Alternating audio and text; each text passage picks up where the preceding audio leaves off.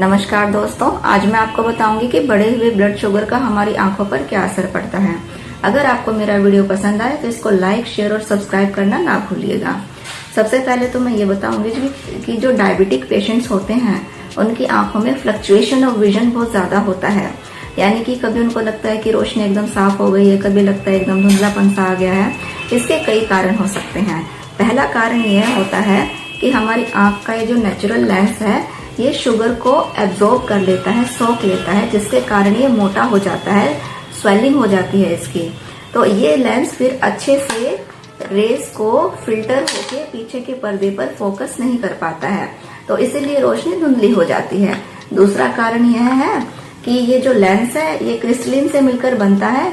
Sugar जो है वो सॉर्बिटॉल में कन्वर्ट हो जाता है और सॉर्बिटॉल इस लेंस के क्रिस्टलिन मैटर को जो है प्रोटीन मैटर को सॉलिडिफाई कर देता है। तो इसलिए इस लेंस का रिफ्रैक्टिव इंडेक्स चेंज हो जाता है।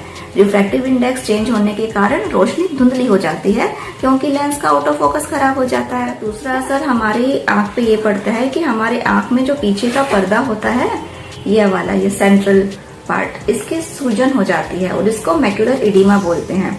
इस बात से कोई फर्क नहीं पड़ता है कि आपको मैक्यूलर इडीमा आज हुआ है या 4-5 साल पहले हुआ है, क्योंकि कभी कभी मैक्यूलर इडीमा होते हुए भी विजन बहुत अच्छा होता है और कभी कभी मैक्यूलर इडीमा से विजन बहुत ही ज्यादा डल हो जाता है, डाउन हो जाता है। लेकिन जैसे जैसे आपका blood sugar level normal range में आ जाता है तो ये इडीमा सबसाइड होने लगता है। तो एक अच्छे नेत्र रोग विशेषज्ञ के संपर्क में हमेशा बने रहिए, जो आपकी आंख की पर्दे की जांच करके हर 6 महीने में ये बताते रहे कि आपके पीछे के पर्दे में कोई सूजन तो नहीं है। शुगर का जो तीसरा असर है पीछे के पर्दे पर वो यह है कि पीछे के पर्दे में ये जो हमारा आंख है ना, इसमें विट्रस नाम का एक पदार्थ भरा हुआ होता है।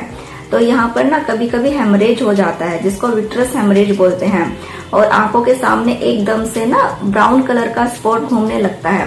इसको फ्लोटर से कंफ्यूज नहीं करिएगा, जो मैंने अपने पहले वीडियो में बताया था। Floater is something different. Floaters होता है मक्खी, मच्छर या बालों का गुच्छा आंखों के सामने घूमना, है ना, विद ड्रिफ्टिंग और शिफ्टिंग ऑफ योर आईज। लेकिन इसमें जो हेमरेज होता है विट्रस में, ये ब्राउन या फिर ब्लैक कलर का स्पॉट होता है जो एकदम सडनली अपीयर होता है।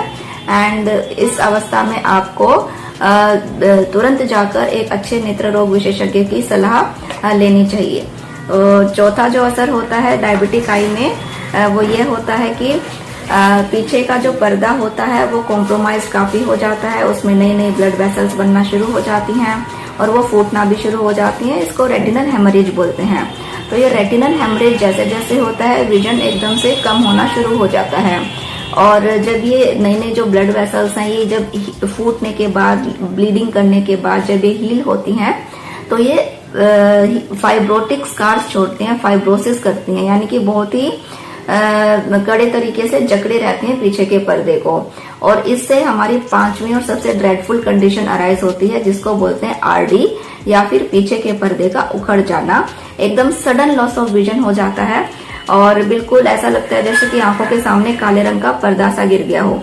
अगर आप ऐसा कुछ अनुभव करते हैं तो तुरंत, दिस इज एन इमरजेंसी, तो तुरंत अपने नेत्र रोग विशेषज्ञ से संपर्क करिए।